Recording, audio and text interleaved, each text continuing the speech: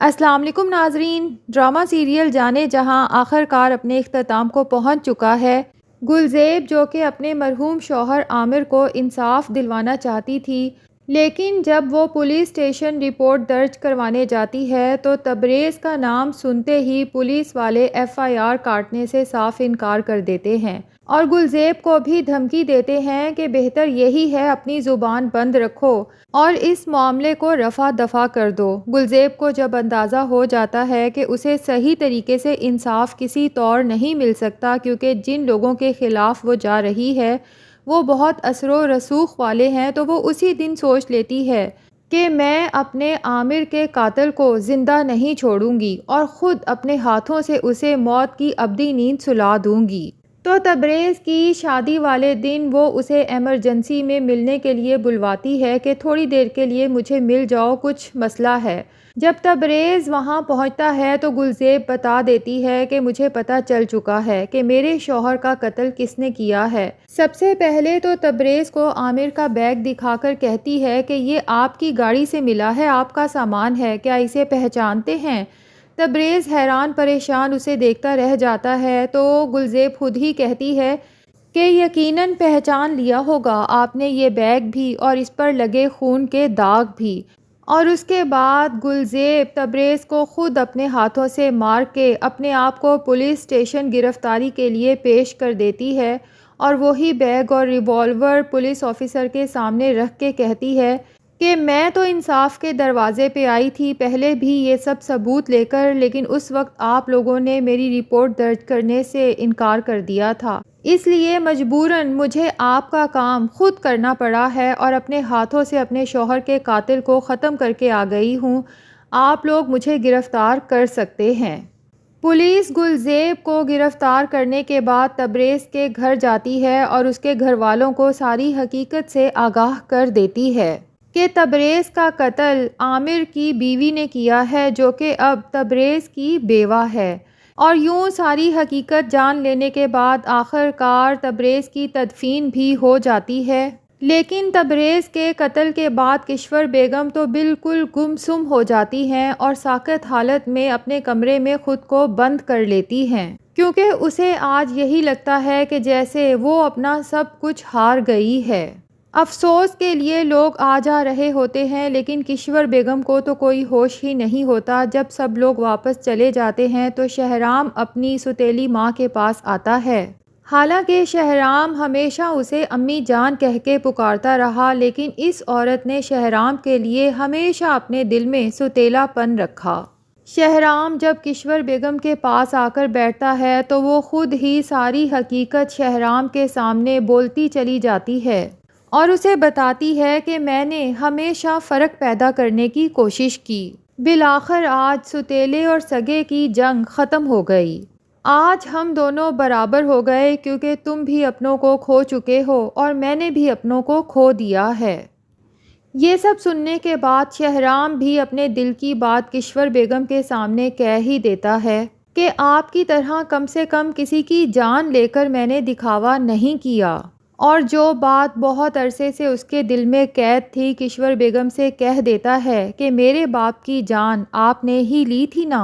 اب شہرام جو اس حقیقت سے اچھی طرح آگاہ تھا لیکن پھر بھی اس کا دل چاہتا ہے کہ کاش کشور بیگم انکار کر دیں اور شہرام کے دل کو سکون مل جائے کہ میرے باپ کی جان لینے والی یہ عورت نہیں ہے، لیکن کشور بیگم چونکہ آج سب سچ بولنے پر تلی ہوئی ہیں تو وہ مان جاتی ہیں کہ ہاں میں نے ہی دودھ میں زہر ملا کر تمہیں دیا تھا کہ میڈیسن کے ساتھ یہ دودھ بھی انہیں پلا دو تاکہ اگر کسی کو شبہ ہو کہ ان کا قتل ہوا ہے تو سارا الزام بھی تم پہ لگے۔ شہرام تو یہ سب سننے کے بعد جیسے بالکل ہی ہمت ہار دیتا ہے، ایک طرف اسے تبریز کے اس طرح اچانک مر جانے کا دکھ اور دوسری طرف اپنے باپ کی موت کی حقیقت جان لینے کا دکھ، اس سب کے بعد تو وہ کافی دل برداشتہ ہو جاتا ہے اور بہت زیادہ روتے ہوئے کمرے سے باہر نکل آتا ہے، اور اتفاقاً کشور بیگم کی یہ ساری حقیقت باہر کھڑا عبدل بھی اپنے کانوں سے سن چکا ہے،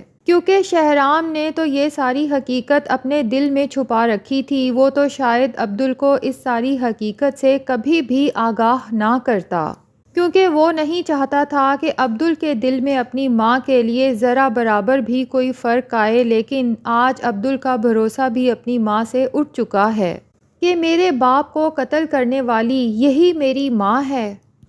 اس سب کے بعد تو عبدل میں بولنے کی سکت بھی باقی نہیں رہتی، وہ تو ایک کونے میں جا کر زاروں قطار روتا ہے۔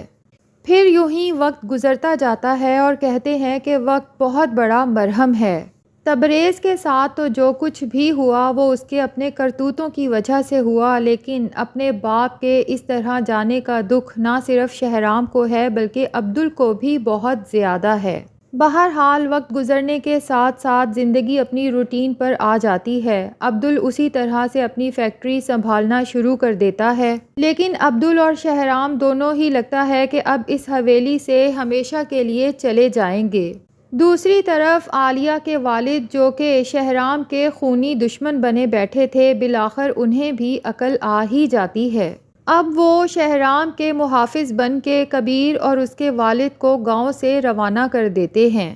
کیونکہ وہ نہیں چاہتے کہ گاؤں میں شہرام کا کوئی بھی مخالف یا دشمن بچے۔ البتہ کبیر کو وہاں سے رخصت کرنے سے پہلے اسے دو ٹوک یہ بات ضرور سناتے ہیں کہ یہ کوئی معمولی گاؤں نہیں ہے بلکہ شہرام مراد کا گاؤں ہے، اور وہ تمہیں کسی قیمت یہاں برداشت نہیں کرے گا، اس لیے بہتر یہی ہے کہ تم اس گاؤں سے ہمیشہ کے لیے چلے جاؤ۔ اور پھر الیکشن کا رزلٹ بھی آ جاتا ہے اور شہرام ہی الیکشن جیتتا ہے۔ شہرام کی جیت پر تمام گاؤں والے خوشی کا اظہار کرتے ہیں۔ دوسری طرف عالیہ جو خود کو بہت اکیلا محسوس کرتی ہے اور اپنا دوست عبدل واپس پانا چاہتی ہے، اور دوسری طرف عبدل ہے جو دل ہی دل میں عالیہ کو بے تحاشا پسند کرتا ہے، اور شہرام کو بھی اس کے صبر کا پھل بالآخر مل جاتا ہے۔ ماہنور ہمیشہ کے لیے اس کی زندگی میں شامل ہو جاتی ہے۔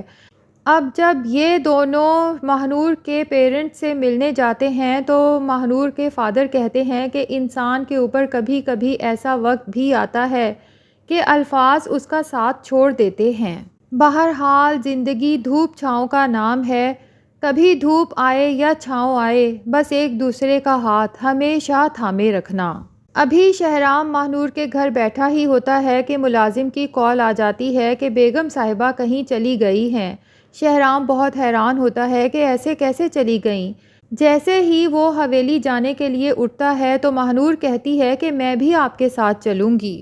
اب جب یہ دونوں حویلی پہنچتے ہیں تو تمام ملازمین بہت زیادہ پریشان ہوتے ہیں کہ پوری حویلی دیکھ لی لیکن بیگم صاحبہ کا کہیں اتا پتہ نہیں ہے۔ اب شہرام جب ڈھونڈتے ڈھونڈتے کشور تک پہنچے گا تو کشور بیگم دل میں بہت شرمندہ ہوگی اور شہرام سے کہے گی کہ میں اس حویلی میں رہنے کے قابل نہیں ہوں، اور ہاتھ جوڑ کر شہرام سے اپنے تمام گناہوں کی معافی مانگے گی، اور یقیناً اس کے بعد عبدل سے بھی معافی مانگے گی، کیونکہ عبدل کو بھی اپنی ماں کی سچائی کا جب سے پتہ چلا ہے وہ کشور بیگم سے بات چیت کرنا مکمل طور پہ بند کر چکا ہے۔